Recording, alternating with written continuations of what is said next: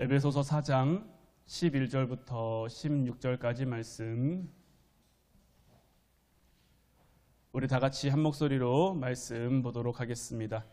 그가 어떤 사람은 사도로, 어떤 사람은 선지자로, 어떤 사람은 복음 전하는 자로, 어떤 사람은 목사와 교사로 삼으셨으니 이는 성도를 온전하게 하여 봉사의 일을 하게 하며 그리스도의 몸을 세우려 하심이라. 우리가 다 하나님의 아들을 믿는 것과 아는 일에 하나가 되어 온전한 사람을 이루어 그리스도의 장성한 분량이 충만한 데까지 이르리니 이는 우리가 이제부터 어린아이가 되지 아니하여 사람의 속임수와 간사한 유혹에 빠져 온갖 교훈의 풍조에 밀려 요동하지 않게 하려 함이라. 오직 사랑 안에서 참된 것을 하여 범사에 그에게까지 자랄지라. 그는 머리니 곧 그리스도라. 그에게서 온 몸이 각 마디를 통하여 도움을 받음으로 연결되고 결합되어 각 지체의 분량대로 역사하여 그 몸을 자라게 하며 사랑 안에서 스스로 세우느니라. 아멘. 할렐루야. 오늘 이 시간에는 하나됨을 위하여 헌신하라는 제목 가지고 우리가 함께 말씀 나눌 때에 주님의 크신 은혜와 사랑이 여러분들 가운데 충만히 임하기를 주님의 이름으로 축원해 드립니다. 우리는 그리스도인이라는 이름으로 이 땅을 살아가고 있습니다. 그리스도인이기에 믿음 생활을 하고요, 그리스도인이기에 신앙생활을 하고 기도를 하고 말씀을 보고 지금 이 자리에 나와 예배를 드리고 우리가 교회에 다니고 있죠. 우리 그리스도인들에게 좋은 교회는 굉장히 중요합니다. 이 세상 무엇보다도 중요하다고 말할 수 있어요. 직장이 조금 힘들고 가정이 좀 힘들어도 교회에 와서 은혜를 받으면, 은혜가 충전되면 새 힘을 얻으며 그 모든 상황들을 견뎌낼 수 있어요.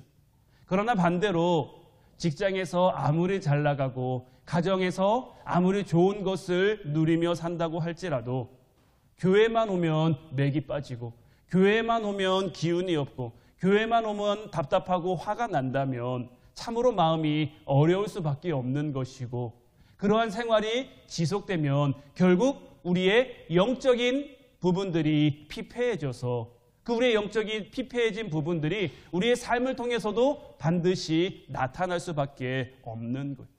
그래서 우리에게 좋은 교회는 굉장히 중요합니다. 그렇다면 어떤 교회가 좋은 교회일까요?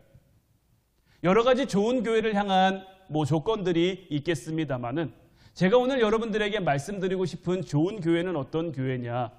좋은 교회는 하나님께서 목회자와 성도들이 어떤 성경적인 팀워크를 통해 만들어가는 교회가 좋은 교회다라고 할 수 있을 거예요. 좋은 목사도요, 좋은 교인에서부터 시작하는 거예요. 목사도 직분이 목사일 뿐이지 결국 하나님 앞에 하나님을 예배하고 믿음과 신앙을 지켜가야 하는 한 성도인 거죠. 그래서 성경이 말하는 좋은 교인들이 이곳에 모여 서로 사랑하며 하나가 되기 위해 헌신하는 것이 굉장히 중요하다라고 할 수 있어요. 이 세상 가운데 참 안타까운 일들은 주님의 몸된 교회가 하나가 되지 못한다라는 거예요. 참 많은 교회가 분열되고 서로 싸우는 상황이에요. 마귀는 교회를 할 수만 있는 대로 분열시키고 시험 들게 하기 위해 불철주야 뛰어다니고 있어요. 불철주야 그 마귀에 의해서 분열된 교회들은 영적으로 병이 들어 무기력해질 수밖에 없는 것이고, 주님께서 우리를 이 땅의 빛과 소금의 역할을 감당하도록 보내셨는데, 그러한 공동체로 주님께서 이곳에 교회를 세우셨는데, 교회가 교회로서의 역할을 감당하지 못하고 교회가 교회로서의 맛을 잃어버린다면 주님 말씀하신 것처럼 아무 쓸데없어 밖에 버리어 밟힐 수밖에 없는 것. 우리 주님의 몸된 교회, 우리의 교회에 지체된 성도들은 항상 교회와의 연합을 위해 기도하며 노력하며 사랑해야 하는 것. 요한복음 13장 35절 말씀을 보면 너희가 서로 사랑하면 이로써 모든 사람이 너희가 내 제자인 줄 알리라 라고 말씀하셨어요. 주님께서 너희가 믿음을 잘 지키면, 너희가 기도를 잘하면, 너희가 말씀을 잘 알면 너희가 내 제자인 줄 알리라 라고 말씀하시는 것이 아니라 너희가 서로 사랑하면 이로써 모든 사람이, 여기서 말하는 모든 사람은 교회 다니는 사람뿐만 아니라 교회 다니지 않는, 예수님을 믿지 않는, 신앙생활을 하지 않는 모든 사람을 가리켜 말하는 것이고, 이 모든 사람이 우리의 사랑을 통해 저 사람은 예수님의 제자이구나, 이것을 알게 된다라는 것. 우리는 서로를 사랑해야 하는 것. 성도들끼리 서로 사랑하기 위해 노력해야 하고요. 또 성도와 목회자가 서로 사랑하기 위해 애를 쓰고 노력해야 하는 것. 사랑이야말로 우리가 받은 모든 말씀의 훈련, 기도의 훈련들이 진짜인지를 검증하게 되는 것. 여러분들 예전에 과학 시간에 리트머스 종이라는 거 배워보신 적 있으시죠? 저도 고등학교 다닐 때 과학 선생님이 푸른 산에 불 난다 이거를 그냥 외우라고. 이게 뭐냐면 푸른색 리트머스 종이에 산성인 용액을 부으면 붉게 변한다 그래서 외울 때 외우기 쉬우라고 과학 선생님이 푸른 산에 불 난다 그냥 이것만 외우라고 말씀하셨었거든요. 저 리트머스 종이는 딱 한 가지 성질밖에 지니고 있지 않아요. 푸른색 리트머스 종이에는요, 산성 용액을 부으면 붉게 변하고요. 반대로 빨간색 리트머스 종이에는 염기성 용액을 부으면 저것이 파랗게 변해요. 다른 성질은 아무것도 없어요. 무엇을 받아들이느냐에 따라서, 무엇을 붓느냐에 따라서 그 색깔이 달라질 뿐이죠. 푸른색 리트머스 종이에는 염기성 용액은 아무리 부어봐야 색깔이 달라지지 않아요. 그냥 종이만 젖을 뿐이에요. 빨간색 종이도 마찬가지인 거고요. 우리도 우리의 삶 가운데 무엇이 들어오느냐에 따라서 우리의 삶이 변화될 수 있음을 우리가 온전히 깨달아야 하는 거예요. 우리가 아무리 말씀 훈련 잘 받고요, 우리가 아무리 사역 많이 하고, 우리가 여러 가지 좋은 일, 선한 일들을 아무리 많이 해도 우리가 서로 사랑하지 못하면 사랑이 없는 교회는 결코 교회라는 덕을 세울 수가 없는 거예요. 오늘 본문 16절 말씀 다시 보면 그에게서 온 몸이 각 마디를 통하여 도움을 받음으로 연결되고 결합되어 각 지체의 분량대로 역사하여 그 몸을 자라게 하며 사랑 안에서 스스로 세우느니라. 우리는요, 우리 화운교회는 교회의 머리 대신 예수 그리스도 안에서 함께 연결되어 있는 거예요. 함께 결합되어 있는 거예요. 우리를 서로에게 연결되고 결합되게 할 수 있는 그 접착제의 역할을 하는 것은 예수 그리스도의 보혈인 거예요. 사람은 다 다릅니다. 사람은 다 틀려요. 생각도 다르고요, 성격도 다르고요, 좋아하는 것도 다르고요, 추구하는 것도 다르고요, 살아온 삶의 환경도 다르고요, 일하고 있는 그런 삶의 자리들도 다 다르고요, 다 달라요. 다른 사람들이 모여 있다 보면 때로는 감정적으로 부딪히고 어려운 일이 생길 수도 있죠. 그런데 우리 안에 예수 그리스도라는 보혈, 예수 그리스도의 보혈이라는 은혜가 우리에게 있으면 잠깐 떨어진 것 같아도 다시 붙을 수 있게 되는 거예요. 우리가 그렇게 하는 것이 아니라 주님이 우리를 그렇게 만들어 가시는 거죠. 따라서 우리는 예수 그리스도의 은혜 가운데 우리가 연결되고 결합되어 주님의 몸된 교회를 세워가야 하는데, 우리가 주님의 몸된 교회를 좀 더 잘 세워가기 위해 우리가 애쓰고 노력해야 될 부분이 무엇이냐? 첫 번째는 거룩한 대화를 하라는 거예요. 거룩한 대화하니까 뭔가 굉장히 좀 어려워 보이고 힘들 것 같아 보이지만 사실 이건 그리 어려운 것이 아니에요.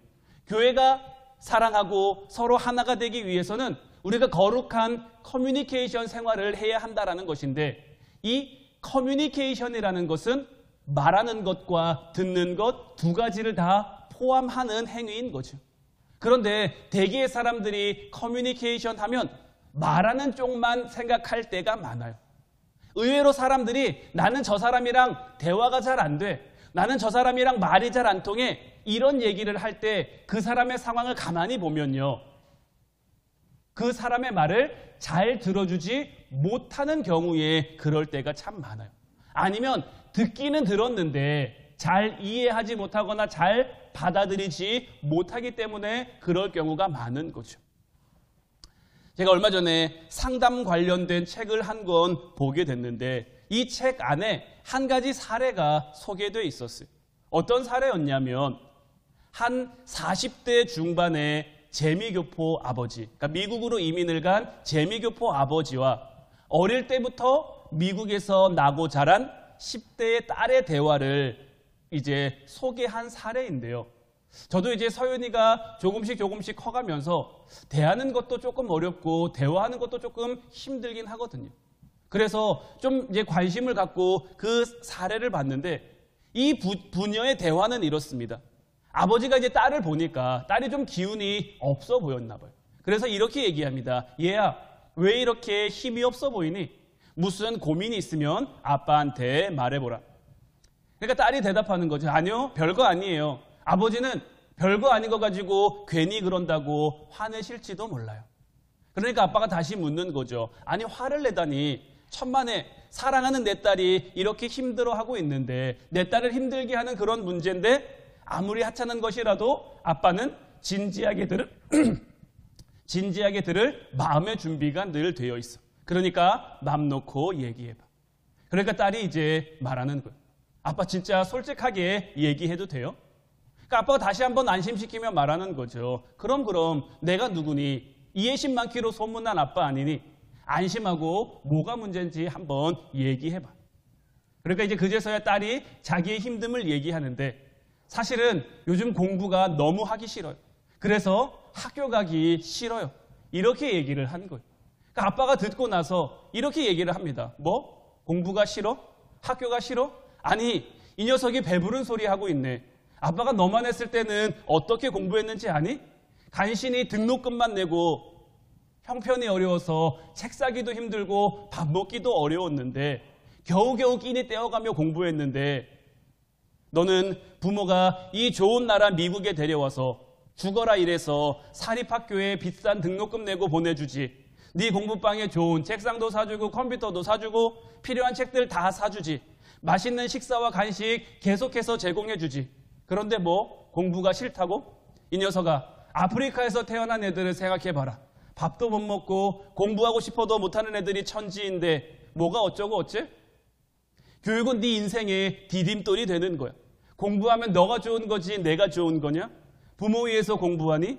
넌 능력이 있는데 너무 게을러서 그러는 거야. 마음을 굳게 다져먹고 하면 되는 거야. 정신을 바싹 차리고 하면 되는 거야. 자, 그러지 말고 이제 진짜 뭐가 네 문제인지 한번 얘기해봐. 이런 대화의 내용이 이 책에 실려 있더라고요. 이 희한한 대화는 이 대화라는 것이 서로 다른 가치관들이 충돌하고 있는 것임을 보여줘요. 이 아버지와 딸의 대화 속에서도 서로 다른 여러 개의 가치관들이 부딪히고 있는데 첫 번째는 딸은 지금 사춘기를 지나고 있고 아빠는 지금 사춘기를 지나고 있다라고 표현을 하더라고요. 그러니까 사춘기는 이미 지났고 40대 중반에 봄보다는 가을에 가까운 그러한 시기에 이제 딸은 무언가를 시작해가는 그런 시기고 아버지는 뭔가를 이루어가고 완성해가는 그런 시기. 그러니까 서로 다른 그러한 시기, 세대 차이가 날 수밖에 없는 거죠. 10대라는 세대와 40대라는 세대의 그 서로 다른 가치관이 부딪히고 있는 거예요. 두 번째는요, 아버지는 한국에서 자란 한국적 사고방식을 가지고 있어요. 그러다 보니까 공부에 대해서 접근하는 방법도 지극히 한국적인 사고방식이죠. 그런데 딸은 어려서부터 미국에서 나고 자랐죠. 그러니까 한국적 사고방식이 익숙하지 않고 미국적 사고방식이 익숙하고 있는 거예요. 그러니까 서로 다른 사고방식의 문화가 충돌할 수밖에 없는 거죠. 세 번째는 아버지는 상대적으로 힘든 어린 시절을 보낸 거예요. 경제적으로 굉장히 힘든 시기를 보내고 있는 거죠. 그런데 상대적으로 딸은 그래도 비교적 뭐 부유한지 어떤지는 알 수 없습니다만은 그래도 뭐가 모자라거나 부족하지 않을 정도의 그러한 경제적인 넉넉함은 가지고 살아가고 있는 거죠. 그러니까 서로가 경제적인 개념도 다를 수밖에 없는 거예요. 네 번째는 서로 성격이 다릅니다. 아빠는 주도적이고 적극적인 성격인데 반해서 딸은 수줍고 신중한 성격인 거죠. 아빠는 딸의 힘듦을 들었어요. 딸이 뭐가 힘들다 그랬죠? 공부하기 싫은 게 힘든 거예요. 학교 가기 싫은 게 힘든 거예요. 그런데 아빠는 뭐라고 생각하는 거예요? 학교 가기 싫고 공부하기 싫은 건 핑계고 다른 문제가 있다라고 생각을 하는 거죠. 그러니까 서로 성격이 너무 다른 거예요. 다른 성격이 만나다 보니까 부딪힐 수밖에 없는 것이고요. 다섯 번째는 아빠는 남자고요. 딸은 여자예요. 보통의 남자는 목적 지향성인데 반해서 여자는 관계 중심적이다라고 심리학자들은 많이 이야기를 해요. 그러니까 지금 이 상황을 보면 아빠와 딸 두 사람이 대화하고 있는 것 같지만 실제로는 지금 한 10개 이상 되는 서로 다른 가치관들이 함께하고 있는 것이고 서로 다른 가치관들이 서로 충돌하고 있는 것. 뭐 여기에 하나를 더하면 지금 아빠는 하루 종일 일하고 와서 피곤하고 힘든 상태예요. 딸도 하루 종일 학교에 갔다 와서 공부하기 싫은데 학교 가기 싫은데 그곳에서 보내고 온 지치고 좀 힘든 그런 마음과 마음들이 만나다 보니까 더 예민해지고 더 날카롭게 충돌할 수밖에 없는 거죠. 오늘 본문 11절 12절 말씀에도 나와 있지만 그가 어떤 사람은 사도로 어떤 사람은 선지자로 어떤 사람은 복음 전하는 자로 어떤 사람은 목사와 교사로 삼으셨으니 이는 성도를 온전하게 하여 봉사의 일을 하게 하며 그리스도의 몸을 세우려 하심이라. 말씀드린 대로 모든 사람은 동일하지 않아요. 하나님은 우리를 똑같이 만들지 않으셨어요. 그래서 하나님께서 우리에게 어떤 사명과 직분을 허락하실 때도 어떤 사람은 사도로, 어떤 사람은 선지자로, 어떤 사람은 복음 전하는 자로, 어떤 사람은 목사와 교사로 삼으셨다라고 말하죠. 우리 몸에도요, 머리가 있고요, 뭐 손이 있고요, 발이 있고요, 눈이 있고 귀가 있고 코가 있어요. 각자 우리 몸을 구성하고 있지만 우리 몸 안에서 하는 역할은 다 달라요. 이 다름을 우리가 인정할 수 있어야 되는 거예요. 우리가 때로는 다른 사람들과 대화하다 보면 똑같은 걸 얘기해도 상대편한테 상처가 되는 말이 있어요. 나한테는 전혀 아무렇지 않은 말이에요. 나한테는 상처가 안 되는 말이에요. 그런데 상대방에게는 상처가 되는 말들이 있죠. 또 그 반대 상황도 얼마든지 우리에게 벌어질 수 있는 거고요. 우리가 대패질을 해도 나무 결을 보고 나무 결 방향에 따라 잘 해야 된다라고 얘기를 해요. 우리가 대화를 할 때도 내 성격 유형과 상대 성격 유형을 아는 것, 내 사랑의 언어와 상대방 사랑의 언어가 하나가 되기 위해 이것을 알아가는 것이 우리 커뮤니케이션의 돌파구를 여는 중요한 열쇠가 되고 있는 거죠. 그런데 이러한 것들을 우리 힘으로 알아내기가 참 힘들죠. 참 어렵죠. 그래서 우리는 더욱 기도해야 되는 거예요. 왜냐하면 모든 것을 아시는 그 성령께서 우리를 지키시고 우리의 삶을 세워가시기에 우리는 더욱 기도하며 간구하며 나아갈 수 있어야 되는 거예요. 내가 상대방을 다 안다는 교만, 이것만큼 무서운 교만이 없는 거예요. 내 할 말만 다 해버리는 내 할 말만 다 해버리면 이것으로 끝이다라고 생각하는 것은 가장 무서운 그 우리의 거룩한 커뮤니케이션을 방해하는 수단밖에 될 수 없는 거죠. 두 번째로 우리에게 필요한 것은 뭐냐? 분별력 있는 경청이. 여러분들, 하나님과 우리 사이의 대화 중에 누가 더 말을 많이 할까요? 하나님이 우리에게 말을 더 많이 하실까요? 아니면 우리가 하나님에게 더 말을 많이 할까요? 우리는 하나님께 보통은 이제 기도로 얘기를 하죠. 여러분들 기도를 할 때 듣는 기도를 많이 하십니까? 말하는 기도를 많이 하십니까? 아마도 우리 모두는 다 말하는 기도를 훨씬 많이 하고 있을 거예요. 그리고 우리가 말하는 내용의 주는 뭡니까? 하나님 이것도 힘들고요, 이것도 힘들고요, 이것도 어렵고요, 이것도 어렵고요, 이것도 주셨으면 좋겠고요, 저것도 주셨으면 좋겠고요, 이것도 해결됐으면 좋겠고요, 저것도 해결됐으면 좋겠고요. 하나님 내 삶에 이렇게 보통 우리가 원하는 것을 하나님 앞에 말하는 기도가 대부분 다 많을 거예요. 저도 그렇고요.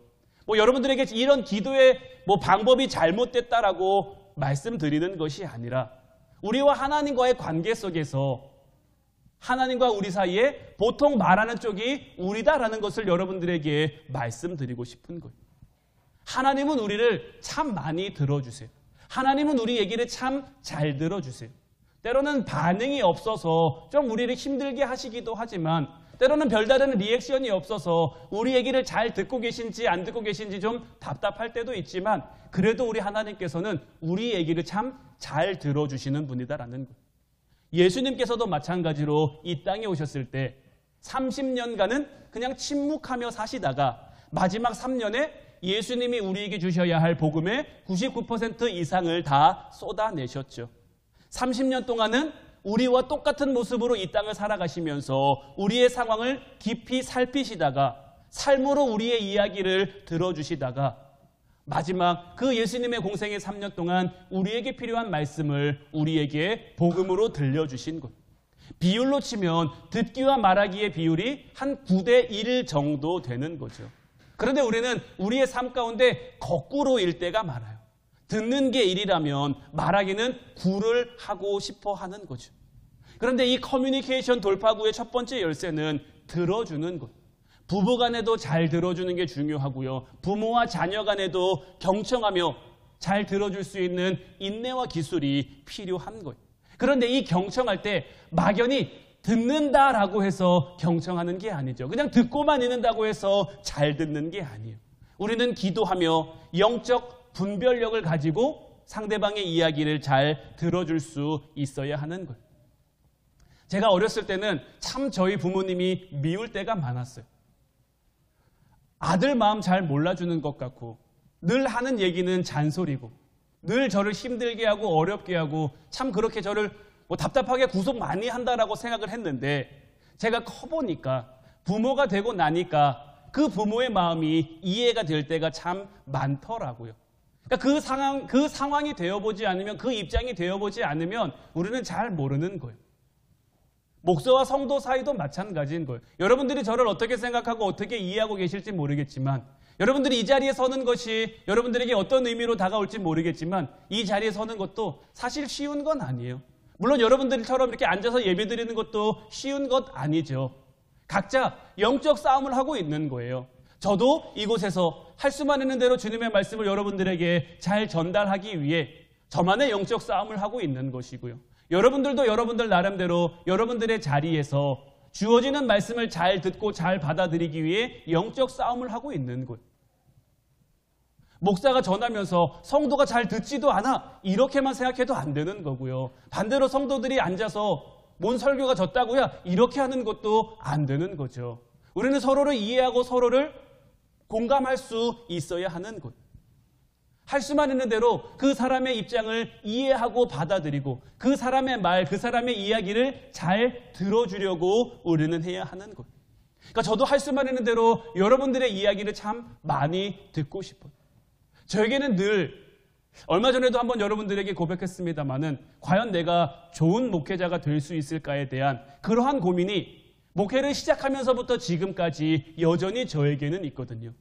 저는 부족한 사람인 것 같은데 저는 참 모자란 것 같은 사람인데 하나님이 왜 저로 하여금 이 길을 걷게 하시는지 이 길을 걸으면서도 물론 하나님이 붙잡아 주시는 거 알아요. 하나님이 함께해 주시는 거 알아요. 알지만 알면서도 불안하고 알면서도 무서울 때가 있는 거죠.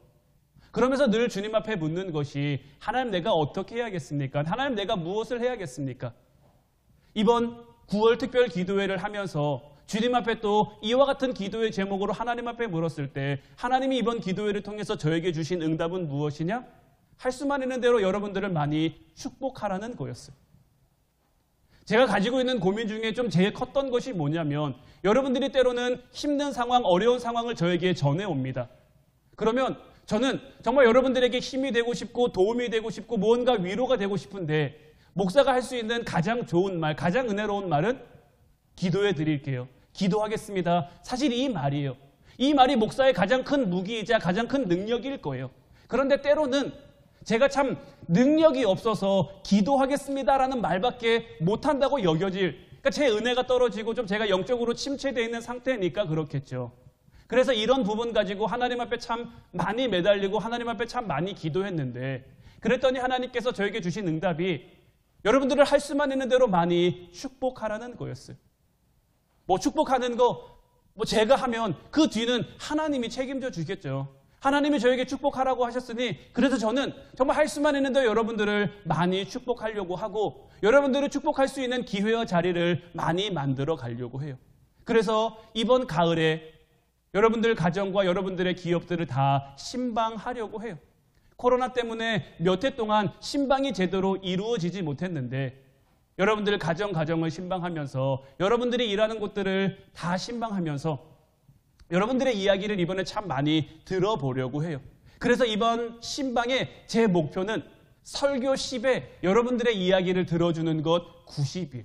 그러니까 여러분들도 여러분들의 이야기들을 저에게 많이 들려주시면 제가 많이 기도할게요. 제가 많이 축복할게요. 하나님이 저에게 축복하라고 하셨으니 여러분들의 이야기를 듣고 제가 기도하고 축복하면 하나님이 뭔가의 역사를 만들어가 주시지 않겠어요.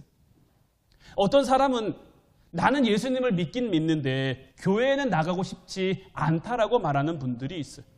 교회가 문제가 너무 많아서 가기 싫다라는 거죠. 내가 예수님을 믿긴 믿는데 꼭 교회에 속해야 되느냐 이렇게 얘기하시는 분들도 있어요.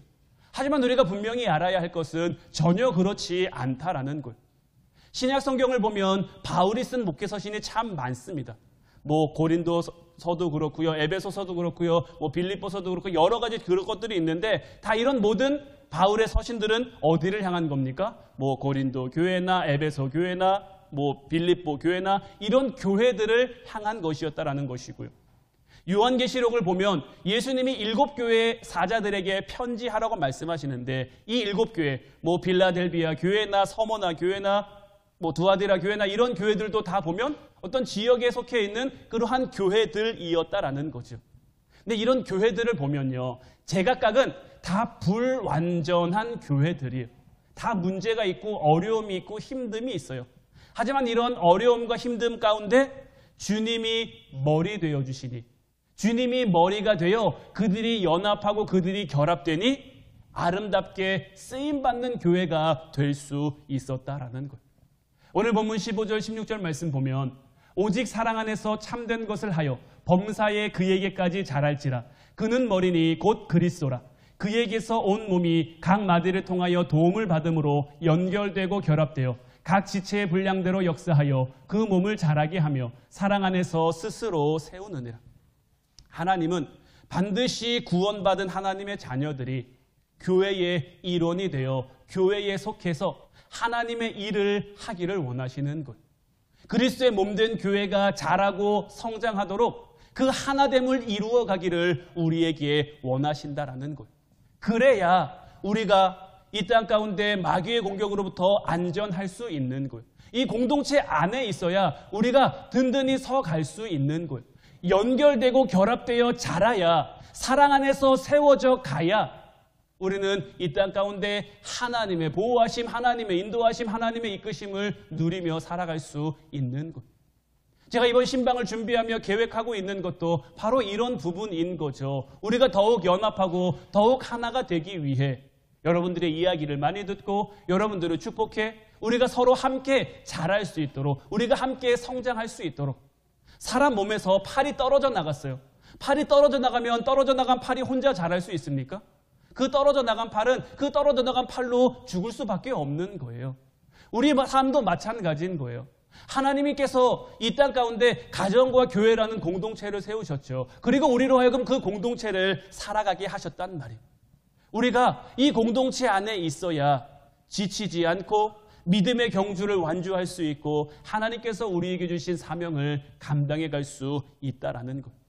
이제 우리 화운교회가 정말 여러분들의 사랑 가운데, 여러분들의 기도 가운데 온전히 연합되고 연결되고 결합될 수 있기를 주님의 이름으로 축원해 드립니다.